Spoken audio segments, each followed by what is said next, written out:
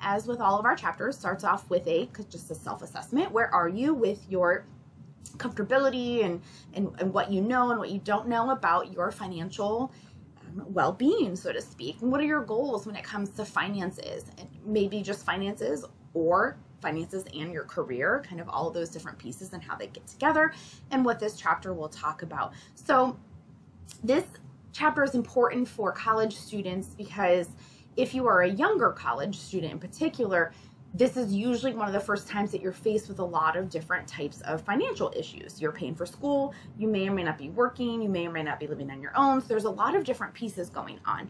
And I also like to pull in the fact that, like, hey, if you are a non-traditional student, maybe you're not, in your teens or early 20s anymore, you still have to think about your finances. Like, this is something that for most of us, we always have to be aware of. We have to be aware of how we're spending our money, how we're making our money. So I really do think this chapter is applicable no matter where you are in your career path here. I'm more established in my career, but I still constantly have to think about our finances. I am the primary, breadwinner, if you will, in the family. My husband is a full-time stay-at-home dad, and we have 3 kids, and so finances are always on my mind. So I'm always thinking about how I can better manage my money, what are things I can be doing or being more aware of when it comes to different interest rates or things like that. So I think it doesn't matter where you are in your career path, in your educational path. It's something that we could always improve on. And so that's why I think this chapter is really helpful for all students. There just might be certain sections that you need to pay attention to more than others.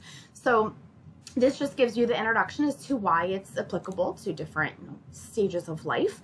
And so this first section talks about, what are your financial goals? What are you working toward? Obviously, your first goal here hopefully is to be pursuing a career that you have a passion for, but then also that you can support yourself and your dependents, or whoever it might be. So this talks about setting priorities and thinking about things that are going to help you with that. Are you working? Are you taking internships? Are you doing part-time work? If you have any issues with kind of spending, that make more, spend less concept. So the whole overarching theme of this chapter is talking about, like, trying to make sure that while you're financing your education, whether that's through scholarships, loans, grants, or you're paying out of pocket, you're also not taking on more debt than you can handle, or that's going to hurt you in the long run.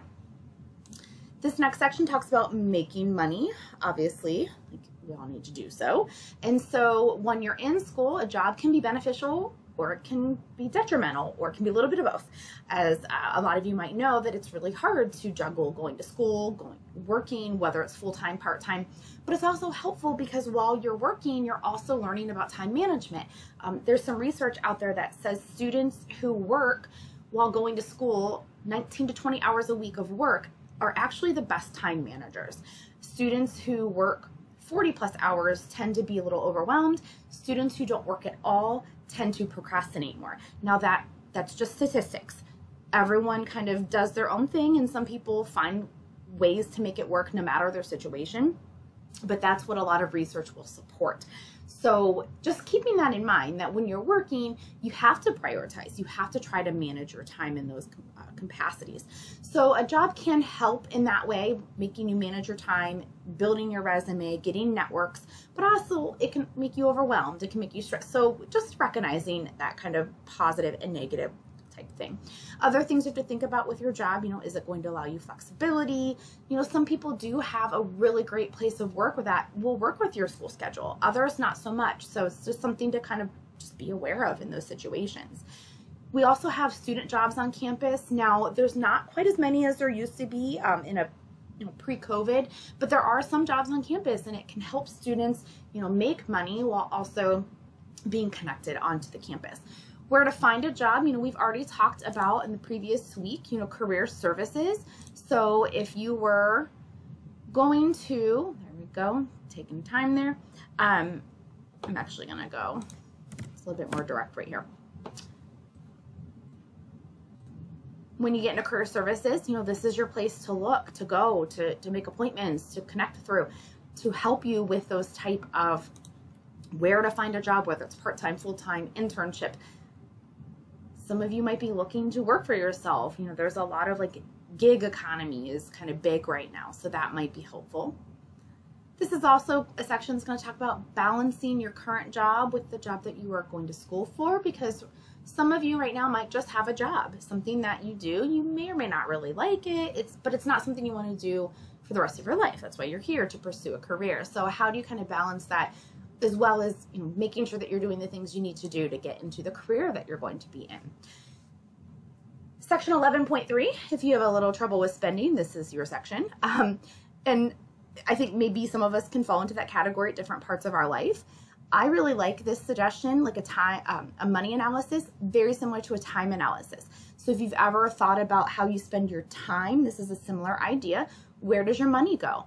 I do this probably once every 6 months or so, if not sooner than that, because I feel like I need to evaluate, are we spending our money in the most efficient way possible? So this is just kind of looking to see, like, how much money do you spend on each of these different categories.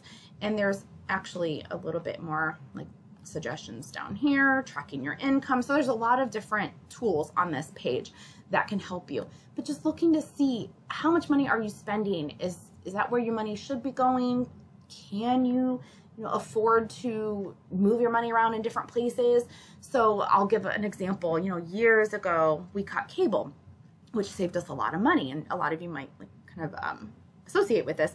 But then all these streaming services are coming out, and it seems like every month there's a new streaming service. And so we have several different streaming services because there's 5 people in our home. We all have different interests and things. And so I have to start thinking, well, is this really practical? Did we really save the money we wanted to save from a few years ago after we got rid of cable? So those kind of things are coming up, and looking for better deals on different services. So just really looking at where your time is. This section talks about, making sure you're spending on essentials, and maybe looking at how you're spending on your optional kind of spending, lots of tips. Again, depending on where you are, you may or may not need this section. If you're an impulsive spender, some tips on how to make sure that you're not impulse buying. Here are some other tips for spending less. Again, I always find something every once in a while that I'm like, yeah, that's a good idea to do this. I need to do, particularly, I need to compare a lot more things before I make purchases. And I've tried to get better at that, especially if I'm online shopping. I'll do a lot of price comparison. All right, this talks about managing a budget, tracking an income, and some more suggestions on how to make sure that you are managing that money, tracking your expenses. Here goes through, this. This is helpful as a college student. How much money are you gonna have to spend a semester on textbooks, on tuition, on housing, whatever that looks like for you at home, or if you have a roommate, or all these different things that may come up, and taking into account, again, your student expenses. This section is about balancing your budget. I always hear people say, they don't really teach this in school anymore. And so it is kind of one of those skills that we don't get a lot of direction on, unfortunately, but we're just expected as adults to know how to do this. And so this section talks about, different tips on how to budget and different tools you could be using, what happens if your budget doesn't go as planned, and why we get ourselves into kind of a little bit of a debt whenever we even have a budget that we're trying to follow, and what to do when we get in that kind of financial trouble. If you have any issues with saving, these are some suggestions on saving.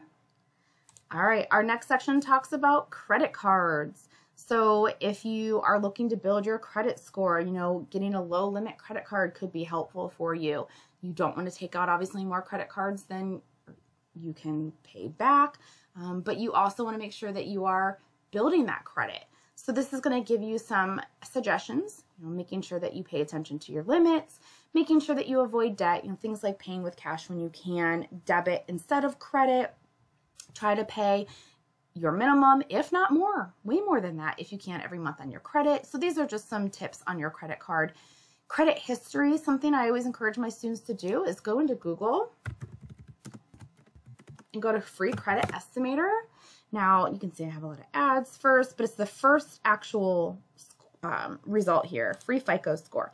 And so I am going to take this, and I do not want you to do this, but for my purposes, I'm just going to kind of click randomly through. There are 10 questions, and you do not have to put your name, your social security, nothing. This is an estimator. So like I said, I am just going to click just to show you. There we go. Okay, and then it gives me an estimator, and you know, to kind of see, and then it tells you like, hey, here's what your score means. So I encourage everyone, if you don't know what your credit score already is, to kind of do that, because you don't have to give any personal information, but knowing your credit history and your credit score, your credit reports are all really important. And this talks about the different companies that track that, what to look for in your credit history, what your score means, ways to improve it. Again, you know, even if you're not have a credit score right now because you're younger, you can start paying back on your student loans right now, even though you haven't graduated, you know, 10, 20 bucks a month, because you start to establish credit history when you do that. You can put a utility in your name, a cell phone bill in your name, something that's going to start getting you established with your credit history, or taking out a low limit credit card.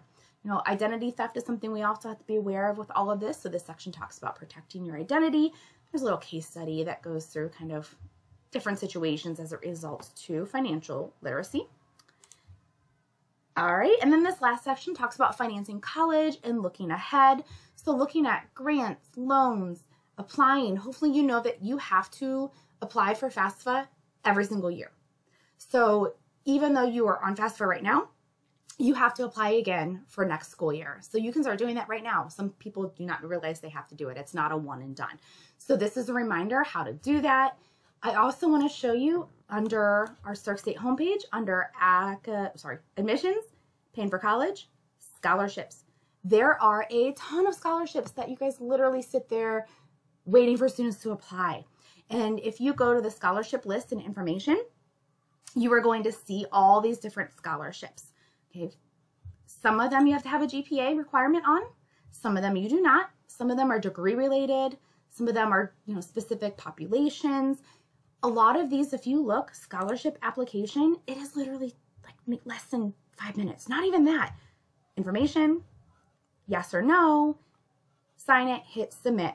Now, there are some scholarships where you have to write an essay, and some students don't really like that. But I figure if you spend 3 hours writing an essay and you get $1,000, that's pretty, to me, it's time well spent. So I just wanted to let you guys know where that information is. All right, so this talks a little bit more about scholarships, funding, loans, knowing the difference between subsidized and unsubsidized, how much you should borrow, if you qualify for work study. So all really helpful information. All right, so as always, I encourage you to take a look at the chapter, really pay attention to the areas that maybe you feel like you need to hone in on. Maybe you need to know more about credit cards or more about making money, whatever it is. And then I will be back with your assignment video for this week. Bye.